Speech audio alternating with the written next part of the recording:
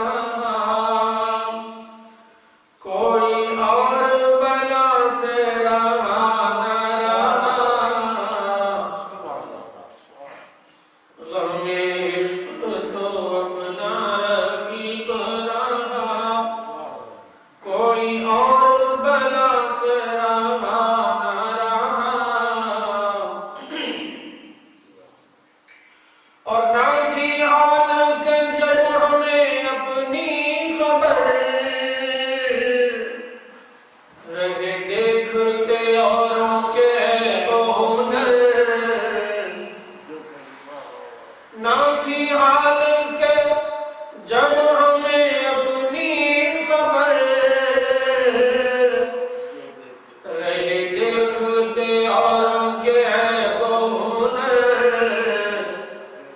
पड़ी अपनी बुराइयों पे जो नजर, तो निगाह में कोई बुरा ना रहा। नारे तकबीर, नारे रिसालत, या रसूल अल्लाह। पड़ी अपनी बुराइयों पे जो नजर, तो निगाह में कोई बुरा ना रहा। ज़फ़रान भी उसको न जानिएगा कि हो कैसा ही साहिब फ़हम व ज़का, जिसे ऐश में याद खुदा न रही, जिसे तैश में खौफे खुदा न रहा,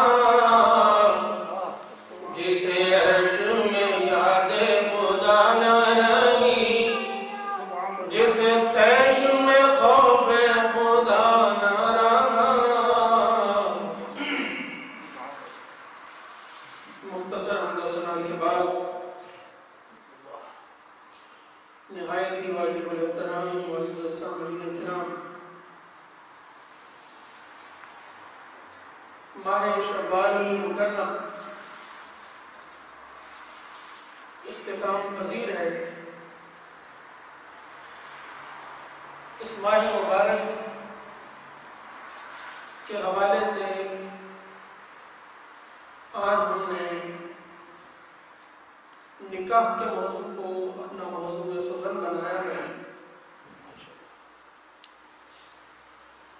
और इसकी वजह हज़रत सैयदा आयशा सिद्दीक़ा रज़ियल्लाहु तआला अन्हा का निकाह इसी माह मुबारक में हुआ, जो महबूब रब्बुल आलमीन की महबूबा है, महबूब तरीन ज़ौजा मुतहरा सैयदा फातिमा ज़हरा रज़ियल्लाहु तआला अन्हा का निकाह हुआ। और इस माह मुबारक को निकाह के लिए सरकार ने पसंद था। उसी मुनासिबत से हमने आज इस मौजू को चुना है, और मेरा ज़ाती मुशाहिदा यह है कि इस मौजू को आम तौर पर मौजू सुखन नहीं बनाया जाता। सो इस बारे में हमारी मालूमात इंतहाई नाक़िस बल्कि ना होने के बराबर है। दूसरी बात ये जो मैं बतौर तमहीद कहना चाहता हूँ, नबी करीम सल्लल्लाहु अलैहि वसल्लम की सुन्नत अदा करते हुए हम यहाँ हर जुमे मिंबर पर बैठकर तकरीर करते हैं, और सहाबा इकराम की सुन्नत अदा करते हुए आप हज़रात दीन को सीखने के लिए यहाँ तशरीफ लाते हैं। ये बात याद रखने की है कि ना महबूब करीम का मकसद मिंबर पर बैठकर सहाबा इकराम को एंटरटेन करना होता था, और ना सहाबा इकराम का मस्जिद में आने और खिताब सुनने से मकसद और नीयत जो है वो एंटरटेन होना होता था। उलमा की मनसब और जिम्मेदारी लोगों को एंटरटेन करना नहीं है, बल्कि अल्लाह के अजाब से डराना, अल्लाह के अहकाम सिखाना, अल्लाह की तरफ से जो बशारात मिली हैं वो उन तक पहुंचाना, ये होता है। हुजूर सैयद आलम सल्लल्लाहु अलैहि वसल्लम ने खुतबा हज्जतुल विदा के मौके पर एक तवील खिताब फरमाया, जो हमारी हदीस की किताबों में महफूज है, और उसके आखिर में आपने इरशाद फरमाया कि क्या तुम सब इस बात पर गवाह हो कि मैंने अल्लाह का हुक्म और अल्लाह का पैगाम तुम तक पहुंचा दिया? सबने कहा जी या रसूल अल्लाह, आपने जैसा अल्लाह करीम ने पैगाम दिया था हम तक पहुंचा दिया। आपने दोबारा पूछा, दोबारा यही जवाब आया। आपने तीसरी मरतबा पूछा, फिर यही जवाब आया। फिर नबी करीम सल्लल्लाहु अलैहि वसल्लम ने نے آسمان کی طرف نگاہیں اٹھائیں اور عرض کی مولا تعالی یہ اتنے سارے گواہ ہیں تیری بارگاہ میں گواہی دیتے ہیں کہ میں نے تیرا پیغام پہنچا دیا ہے، اب میں بری ذمہ۔ اور پھر آپ نے فرمایا کہ تم میں سے کل کوئی بھی قیامت کے روز آ کر میرے خلاف یہ نہیں کہہ سکے گا کہ اس نے ہمیں بتایا نہیں تھا۔ اور حضور سید عالم صلی اللہ علیہ وسلم نے ایک اور موقع پر ارشاد فرمایا علماء امتی کا انبیاء بنی اسرائیل، میری امت کے علماء ذمہ داریوں کے اعتبار سے بنی اسرائیل کے نبیوں جیسے ہیں۔ جیسے وہاں ہر علاقے میں ایک ایک نبی آتا تھا، ہر قریے اور بستی میں ایک ایک نبی بھیجا جاتا تھا، ہر زمانے میں ایک ایک نبی موجود رہا، ایک نبی کا وصال ہوتا تو دوسرا نبی یہاں موجود ہوتا۔ بیانی اسی طریقے سے میری امت میں علماء ہر قریے، ہر بستی اور ہر علاقے میں موجود رہیں گے اور تبلیغ دین اور دین کو سکھانے کا فریضہ سر انجام دیتے ہیں۔ تو چونکہ بنیادی مقصد دین کا سیکھنا اور سکھانا ہے، اور صحابہ کرام نے اتنی ساری قربانیاں جو ہیں ہم کیا سمجھتے ہیں، یقیناً آپ کا دل بھی یہی گواہی دیتا ہوگا کہ صحابہ کرام کی یہ اتنی ساری قربانیاں، بچوں کو وقت نہیں دینا ہے یا سرکار کی خدمت میں بیٹھے ہیں، 2 مہینے کے لیے جہاد پر گئے ہوئے ہیں، کٹ رہے ہیں، لڑ رہے ہیں، مر رہے ہیں، کسی کی بازو کٹی ہوئی ہے، کسی کی ناک کٹ گئی ہے، کسی کے کان کٹے ہوئے ہیں، کوئی اپاہج ہے، کسی کی ٹانگ کٹی گئی جہاد کی وجہ سے، کسی نے اپنے 4 بیٹے جو ہے وہ لٹا دیے ہیں۔ وہ سربیرے نہیں تھے، ان کو معلوم تھا کہ ہمارے اوپر شرعی اور اسلامی ذمہ داری کیا ہے۔ تو آج کی نشست میں ویسے تو سارے کے سارے دین کا سیکھنا جو ہماری ضرورت کا ہے وہ ہم سب پر فرض ہے۔ علماء کا گھر میں آ کر سکھانا فرض نہیں ہے، بلکہ ہم سب کا فرض ہے کہ ہم مسجد میں آ کر سیکھیں، پوچھیں اور اس پر عمل کرنے کی حد تک مقدور کوشش کریں۔ لیکن بہرحال ہم اس خطبہ جمعے کو غنیمت جانتے ہوئے جو ہم سے ہو سکتا ہے، جس ٹاپک اور موضوع کو ہم سمجھتے ہیں کہ یہ مناسب ہے اور اس کی ضرورت ہے، اس کو اختیار کر لیتے ہیں۔ اللہ کریم مجھے حق بیان کرنے کی اور ہم سب کو اسے قبول کرنے، اس پر عمل کرا ہونے کی توفیق عطا فرمائے۔ میں نے آیت کریمہ تلاوت کی ہے۔ اللہ کریم ارشاد فرماتا ہے یا ایھا النبی، اے نبی محترم صلی اللہ علیہ وسلم، قل لازواجک، آپ اپنی ازواج مطہرات سے فرما دیجئے، ان کنتن تردن الحیات الدنیا، اگر تم دنیاوی زندگی اور اس کا ساز و سامان چاہتی ہو، فتعالین امتعکن، تو پھر میری بارگاہ میں دنیا طلب کرنے کے لیے آؤ، میں تمہیں دنیا سے مالا مال کر دوں، وَأُسَرِّحْكُمْ سَرَاحًا جَمِيلًا، لیکن اس صورت میں تمہیں اپنے حرم میں نہیں رکھوں گا، پھر میں تمہیں اچھی طریقے سے چھوڑ دوں۔ وَإِن كُنتُنَّ تُرِدْنَ اللَّهَ وَرَسُولَهُ وَالدَّارَ الْآخِرَةَ، اور اگر تم اللہ کو چاہتی ہو، اس کے رسول کو چاہتی ہو اور آخرت کو چاہتی ہو، تو پھر کیا کروں؟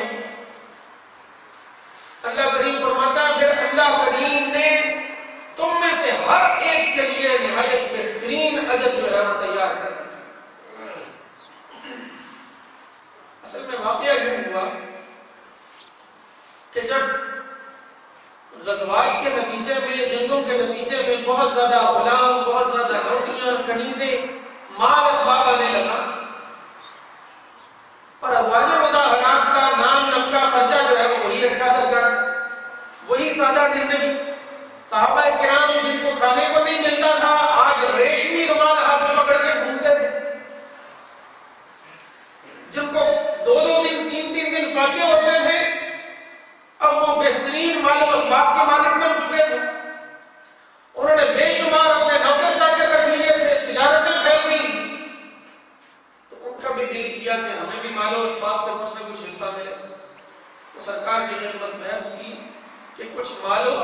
جو ہے وہ ہمیں بھی دیا کیجیے، ہمارے نان نفقے میں بھی اضافہ کر دیجیے۔ اس پر یہ آیت کریمہ نبی کریم صلی اللہ علیہ وسلم کو ان کا یہ مطالبہ ناگوار گزرا، اور سرکار کی برہمی کو دیکھتے ہوئے اللہ کریم نے یہ دو آیات جو ہیں وہ نازل فرمائی 21ویں پارے کے آخر میں یہ دو آیات۔ نبی کریم صلی اللہ علیہ وسلم نے سب سے پہلے حضرت سیدہ عائشہ سے سوال کیا رضی اللہ تعالیٰ عنہ، پوچھا کہ اللہ کریم نے مجھے حکم دیا ہے کہ میں تم لوگوں سے پوچھوں، تو میری بات غور سے سننا، اس کا جواب دینے میں جلدی نہ کرنا، اپنے ماں باپ سے مشورہ کر لینا، پھر مجھے بتانا کہ تمہیں داخل دار آخرت اللہ اور اس کا رسول جو ہے اس کو اختیار کرتی ہو، یا دنیا چاہیے تو پھر میں دنیا میں تمہیں مالدار کر دیتا ہوں۔ سیدہ عائشہ فرمانے لگی یا رسول اللہ، ماں باپ سے اس بارے میں کیا مشورہ کرنا، میں اللہ اور اس کے رسول اور دار آخرت کو پسند کرتا ہوں۔ باقی ازواج مطہرات سے پوچھا، انہوں نے بھی یہی جواب دیا، تو سرکار نے فرمایا کہ اب میں تم سے خوش ہوں۔ یہ آیت مبارکہ اور یہ واقعہ جو ہے وہ ہمارے لیے بہت سارے سبق ہیں اس کے علاوہ نکاح کے معاملات میں ہمارے لیے بے شمار اسباب موجود ہیں، قرآن حکیم کی آیات میں بھی اور احادیث طیبہ ظاہرہ میں۔ بات یہ ہے، میں ذرا کھلی باتیں کرنا چاہوں گا۔ ہمارے یہاں پورے یورپ کے اندر میرے سننے میں آیا، میں کسی اسکول میں نہیں گیا، یہاں باقاعدہ جنسی تعلیم دی جاتی ہے بچوں کو، یعنی ایک زہر ہے جو ان کے اندر ڈیلا تو جاتا ہے، اس زہر کا تریاق یا اس زہر کے خلاف ہتھیار ان بچوں کے ہاتھ میں نہیں دیا جاتا ہے۔ اس زہر سے بچنا کیسے؟ نبی کریم صلی اللہ علیہ وسلم جنسیات چونکہ انسانی زندگی کا ایک شعبہ ہے، اسے اگنور نہیں کیا جا سکتا، سرکار نے اس کے بارے میں پوری معلومات فراہم کی۔ ازواج مطہرات جو ایک سے زائد آپ نے رکھی ہیں، اور 9 ازواج مطہرات آپ نے بیک وقت گھر میں رکھی ہیں، ان کے رکھنے کا بھی ایک مقصد یہ ہے کہ خانگی زندگی، گھریلو معاملات جو ہیں وہ امت کے سامنے لائے جائیں، یہ لوگ میرے ہر عمل کو دیکھیں، ہر چیز کو دیکھیں اور اسے پھر لوگوں کو بتائیں، تاکہ لوگوں کو معلوم ہو کہ ازدواجی زندگی گزارنے کے لیے سرکار کو بطور رول ماڈل کیسے لیا جا سکتا ہے۔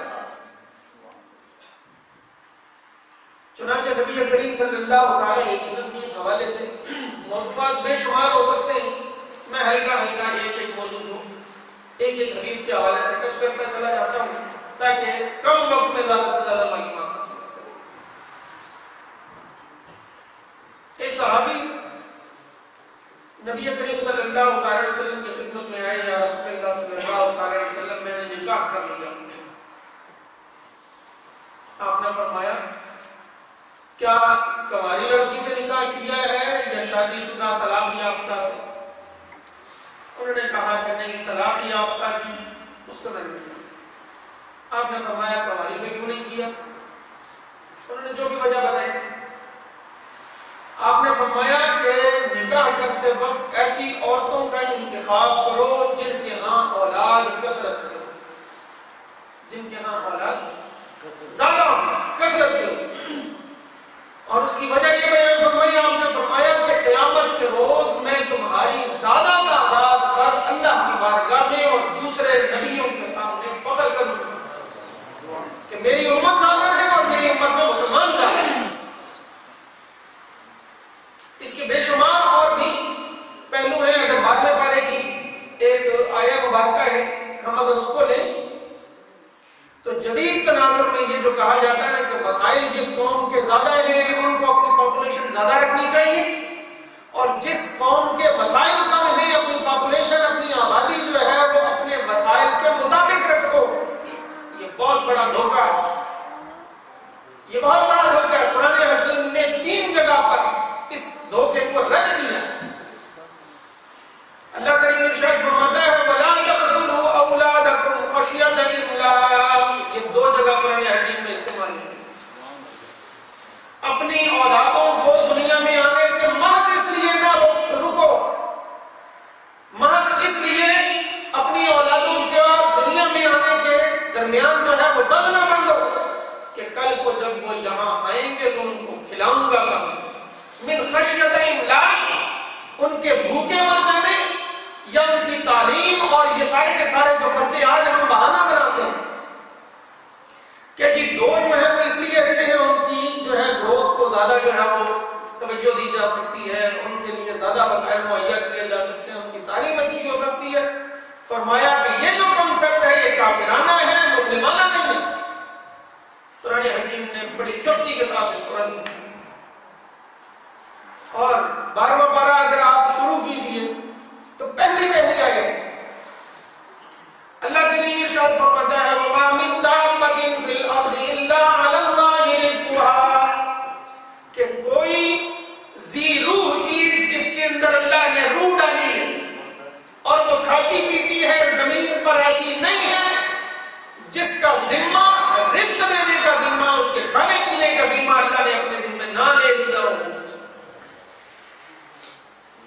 ہمارے پاس چونکہ وقت کم ہے، حضرت سیدنا بایزید بستامی رضی اللہ تعالیٰ عنہ کا بڑا لمبا واقعہ ہے۔ انہوں نے ایک دفعہ اس آیت کے تناظر میں یہ چاہا کہ میں دیکھوں کہ باوجود اس کے کہ میں نہ کھاؤں، میں جنگل میں جا کے رہوں جہاں کوئی آتا جاتا نہ ہو، اللہ تعالیٰ رزق میرے منہ میں ڈالتا گئے۔ اور وہ جنگل میں گئے بھی، 40-45 دن رہے بھی، اور اللہ کریم نے رزق جو ہے وہ کیسے ڈالا؟ کھاتے نہیں تھے تو اللہ کریم نے ان کو الہام کیا کہ اب منہ کھول کے کھا لے، میں نے پکوا بھی دیا ہے، لوگوں کو بھجوا بھی دیا تیرے منہ میں ڈالنے کے لیے، اب اگر نہیں کھائے گا تو میں تیرے دانت توڑوا کر دے گا۔ تو رزق جو ہے وہ انسان کے پیچھے پیچھے بھاگتا ہے۔ اللہ کریم فرماتا ہے کہ رزق ہم نے اپنے ذمہ لیا ہے، اور وہ وقت دور نہیں ہے، آپ بھی یہی ہیں اور میں بھی یہی ہوں۔ آپ عنقریب انشاءاللہ دیکھیں گے دنیا جس طرف کو جا رہی ہے، جس ملک کی آبادی زیادہ ہوگی وہ پوری دنیا کا فیوریٹ ملک ہوگا۔ جس ملک کی آبادی زیادہ ہوگی وہ پوری دنیا کا مرکز توجہ بنے گا، پوری دنیا کا فیوریٹ ہوگا، اس لیے کہ معاشی اعتبار سے دنیا کی سب سے بڑی منڈی وہ ہوگی، دنیا کی سب سے بڑی منڈی ہوگی۔ یہ خیر اقتصادیات کی باتیں ہیں۔ تو حضور سید عالم صلی اللہ علیہ وسلم نے فرمایا کہ کثرت اولاد کے امین بن جاؤ، میں قیامت کے روز تمہاری تعداد کے زیادہ ہونے پر فخر کروں گا کہ میری امت زیادہ ہے اور اس میں مسلمان زیادہ ہے۔ تفسیر ابن کثیر والوں نے لکھا کہ قیامت کا منظر ہوگا، میدان حشر باقا ہوگا، تمام انبیاء اپنی اپنی قوم اور اپنی اپنی امت کے ساتھ تشریف لائیں گے، کسی کے ساتھ صرف ایک شخص ہوگا، کسی کے ساتھ 2 ہوں گے، کسی کے ساتھ 3 ہوں گے، کسی کے ساتھ 10 ہوں گے، اور سارے کے سارے نبی اپنی اپنی امتوں کے ساتھ صفیں بنا کر کھڑے ہوں گے، اور ساری کی ساری صفیں جو ہیں وہ غالباً 150 صفیں ہوں گی۔ ٹوٹل پوری دنیا کائنات، پوری انسانیت جو ہے ان کی کل صفیں 150 بنے گی، ان میں سے 120 صفیں صرف اور صرف امت محمدیہ، 120 صفیں صرف اور صرف امت محمدیہ۔ سڑک پر جانے سے پہلے مجھے ڈرائیونگ ٹیسٹ جو ہے پاس کرنا بہت ضروری، میں اگر اس کے بغیر نکل جاؤں تو اندر کر دیا جاؤں گا، ہمیں اس کا خوف رہتا، ہم اس کے لیے ڈرائیونگ ٹیسٹ پاس کرتے ہیں، پیسہ خرچ کرتے ہیں، محنت کرتے ہیں، بار بار کرتے ہیں۔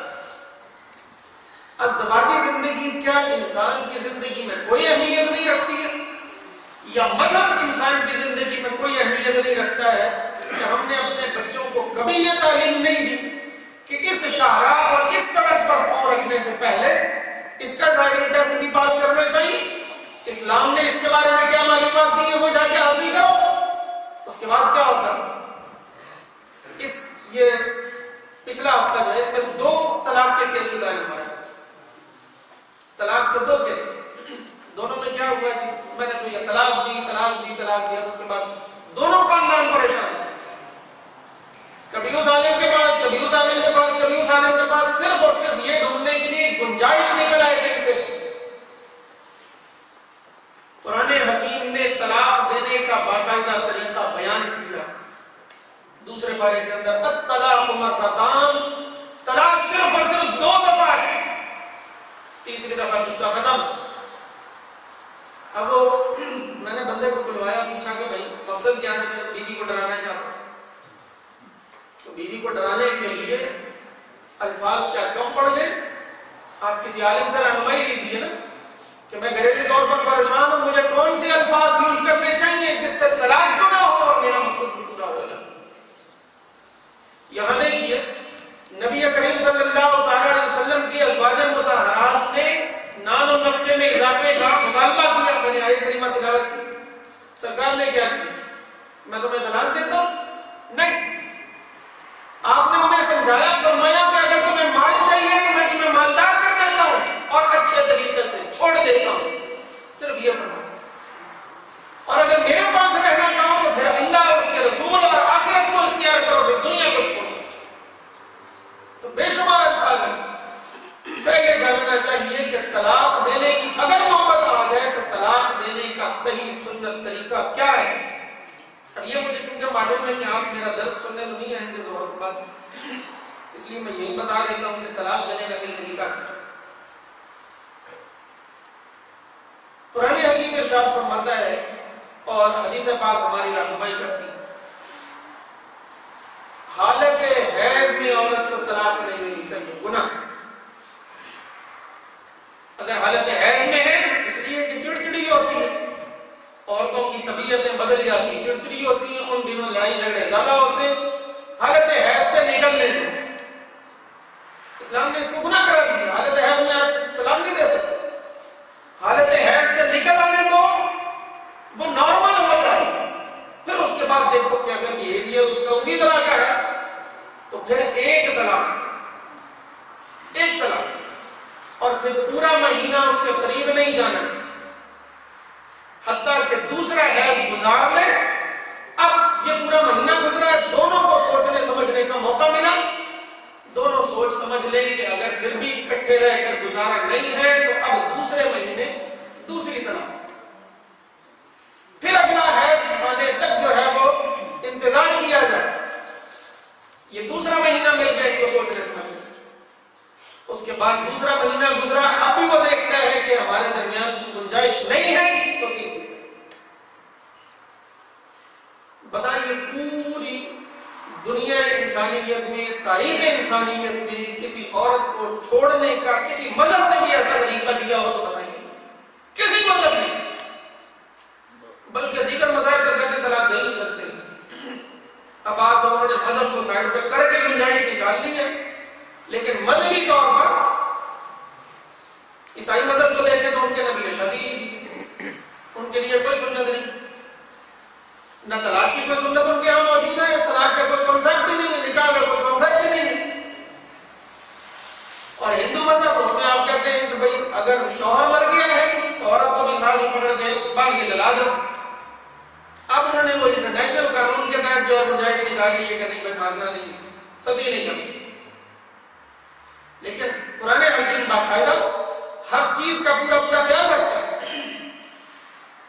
نبی کریم صلی اللہ تعالی علیہ وسلم نے انسانوں کی، مسلمانوں کی حصے لطیف جو کبھی کبھی بھڑکتی ہے، موسیقی سن لو، دھوم دھڑکا ہونا چاہیے، انسان کی کبھی کبھی ایک طبیعت مچلتی ہے، اس کا خیال رکھا ہے۔ عید کے دن خواتین کو گانے بجانے کی اجازت دی، مشکاہ شریف میں حدیث پاک موجود ہے، بخاری شریف میں بھی موجود ہے۔ عید کے دن وہ دف کے اوپر آدھا ڈھول ہوتا ہے، ایک طرف کا ہوتا ہے اور ایک طرف کھلا ہوا، آدھے ڈھول پر دف پر آپ نے ان کو گیت گانے کی اجازت دی، اور سید عائشہ ان کی محفل میں بیٹھتی تھی، آپ نے منع نہیں فرمایا۔ شادی میں آپ کے موقع پر اوباش قسم کا رقص نہیں، جس کو آج کل ڈانس کہا جاتا ہے، یہ نہیں، گیت گانے کی بھی اجازت دی، رقص کرنے کی بھی اجازت دی، لیکن وہ رقص ہمارے جو پرانے لوگ رقص ہیں ان میں فحاشی نہیں ہے۔ آج کل جو رقص کے نام پر صرف اور صرف فحاشی، اجازت دی. آپ نے ایک صحابی سے پوچھا، مشکاۃ شریف کی حدیث میں پڑھ رہا ہوں، ایک صحابی سے پوچھا کہ تم نے نکاح کیا ڈھول وغیرہ بجایا تھا؟ انہوں نے کہا نہیں یا رسول اللہ. آپ نے فرمایا کیوں نہ ڈھول بجایا؟ گھر والے بھی خوش ہوتے اور دور دراز کے لوگوں کو بھی پتا چلتا کہ یہاں شادی ہو رہی ہے. مشکاۃ شریف کی حدیث پاک پڑھ رہا ہوں. اس کے علاوہ سرکار دو عالم صلی اللہ علیہ وسلم ایک بڑے اہم کام کی طرف میں اشارہ کرنے لگا ہوں، وقت بھی ہمارے پاس کم ہے. آپ نے فرمایا کہ جب کھانا کھانے لگو تو بسم اللہ الرحمن الرحیم پڑھ لو، پانی پینے لگو تو بسم اللہ الرحمن الرحیم پڑھ لو، جب بیوی کے پاس جاؤ تو بسم اللہ الرحمن الرحیم پڑھ لو. اگر یہ نہیں پڑھو گے تو شیطان تمہارے ساتھ پینے میں، کھانے میں، جمع کرنے میں شریک ہو جائے. بتائیے وہ کھانا اندر جا کے فساد پیدا کرے گا، وہ پانی اندر جا کے فساد پیدا کرے گا، وہ جمع کیا رنگ لائے گا؟ اگر اس سے لطفہ ٹھہر جاتا ہے وہ اولاد کیسی ہوگی؟ بتائیے. حضور سید عالم صلی اللہ علیہ وسلم نے طریقہ بتایا، نکاح ہو جائے پہلی رات اپنی بیوی کے پاس جاؤ تو سب سے پہلا کام کیا کرنا ہے؟ اس کے سر پر ہاتھ رکھو، اس کے سر پر ہاتھ رکھ کے کہو کہ مولا تعالی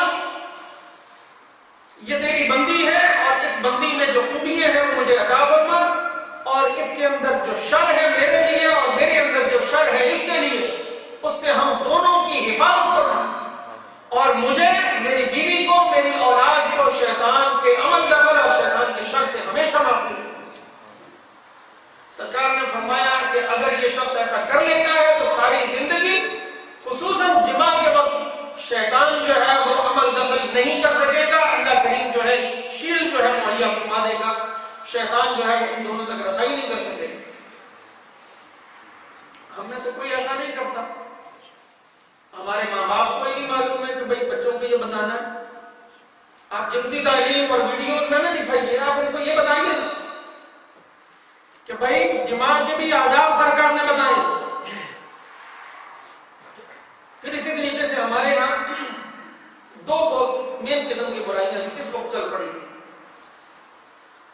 یہاں میں دیکھتا ہوں خوشی ہوتی ہے، لوگ آپ حضرات بہت کم عمری میں اپنے بچوں کی شادیاں کر دیتے ہیں، یہ بہت ہی اچھا.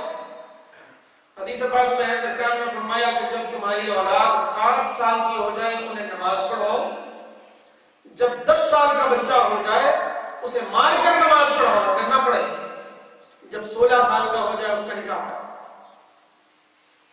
آپ مجھے بتائیے اگر 16 سال کے بیٹے کی آپ شادی کر دیں، 15 یا 16 سال کی بیٹی کی شادی کریں، زناکاری جو اس وقت دنیا میں عام ہو رہی ہے رہے گی؟ کیا یہی سرکشی کی عمر یہی نہیں ہے؟ اگر اس فارمولے پر عمل کیا جائے خدا کی قسم دنیا کے سارے چکلے بند ہو جائیں، دنیا کے سارے چکلے بند ہو جائیں. پھر اسی طریقے سے ہمارا جو کلچر ہے پاکستانی کلچر، ہم نے بہت سارے اثرات ہندوؤں سے لیے ہوئے. ہر مرد میں ایک جیسی طاقت نہیں ہے. ایک مرد وہ ہے جو ایک ہی بیوی اس کے لیے کافی ہے، ساری زندگی کے لیے کافی، اس کو ضرورت نہیں. لیکن کچھ یقیناً ایسے ہوتے ہیں جن کو ایک ان کے لیے کفایت نہیں کرتی ہے. میں آپ کو یہاں 50 صحابہ کرام ایسے گنوا سکتا ہوں جنہوں نے کہا یا رسول اللہ ہمارا ایک بیوی پر گزارا نہیں ہے. آپ نے فرمایا کہ اور کرو، جی اس پر بھی نہیں ہے اور کرو، اس پر بھی نہیں اور کرو، 4 تک تیسری اجازت. تو یہ قانون شریعت نے صرف اس لیے رکھا ہے کہ بجائے اس کے کہ وہ معاشرے کو گندا کرے، معاشرے میں فحاشی پھیلائے اور زناکاری عام ہو، وہ جائز طریقے سے نکاح کرے. اس میں رکاوٹ نہیں بننا چاہیے، اس کی اجازت ہونی چاہیے معاشرتی طور پر. پھر اسی طریقے سے ہمارے یہاں نکاح کے موقع پر اور شادی بیاہ کے بارے میں جو کنفیوژنز پائی جاتی ہیں وہ بے شمار ہیں، انشاءاللہ پھر کسی موقع پر عرض کروں گا. ایک تو پاکستانی کلچر اب یہ بنتا جا رہا ہے اور شادی بیاہ کے موقع کے اوپر ہمارے یہاں شرطیں اتنی شروع ہو گئی ہیں. جب سے یہ شرطیں شروع ہوئی ہیں آپ اگر ایک وزٹ کیجئے نا, سوچئے ذرا, لڑکوں کی تعداد بھی کم نہیں ہے, لڑکیوں کی تعداد بھی معاشرے میں کم نہیں ہے بلکہ لڑکوں سے زیادہ ہے. اس کے باوجود رشتے آسانی سے کیوں نہیں ہوتے؟ رشتے آسانی سے کیوں نہیں ہوتے؟ اور رشتے لینے کی ترجیح ہماری کیا ہوتی ہے؟ ابن ماجہ کی حدیث پاک پڑھ رہا ہوں, مشکاہ شریف میں شیخ ولی الدین تبریزی نے بھی اس نے کیا. حضور سید عالم صلی اللہ علیہ وسلم نے ارشاد فرمایا, کوئی بھی شخص 4 وجہوں سے نکاح کرتا, عورت کا حسن دیکھ کر کے حسین بہت ہے, دوسرا اس کا حسب و نسب خاندان بہت اونچا ہے, تیسرا دیکھتا ہے کہ وہ خود مالدار بہت ہے, اور تیسرا دیکھتا ہے کہ وہ نیک پارسا اور دیندار بہت ہے. اب آخری جملہ ذرا سماعت فرمائیے. آپ نے فرمایا کہ جو آخری وجہ یعنی دینداری والی وجہ چھوڑ کر کسی بھی اور وجہ سے کسی عورت سے نکاح کرے گا, اللہ کریم اسے ذلیل کر دے گا. اللہ کریم اسے ذلیل کر دے گا. ہمارے گھروں کا جو ماحول بن رہا ہے وہ انہی تعلیمات سے انحراف اور آنکھیں بند کرنے کا نتیجہ ہے. جو اولادیں نافرمان پیدا ہو رہی ہیں, اگر آپ حلال بھی کھلا رہے ہیں, اگر اس کے اندر بنیادی طور پر شیطان کا حصہ شامل ہو چکا ہے, آپ ساری زندگی کھلائیے نہ حلال سے, پہلی رات ہی شیطان کا حصہ شامل ہو چکا ہے. یہ ہمارا بنیادی فرض ہے کہ جب اپنی اولاد کا نکاح کرنے لگے تو یہ مسائل انہیں بتائیں. اللہ تعالیٰ ہم سب کو توفیق عمل عطا فرمائے. وما توفیقی الا باللہ.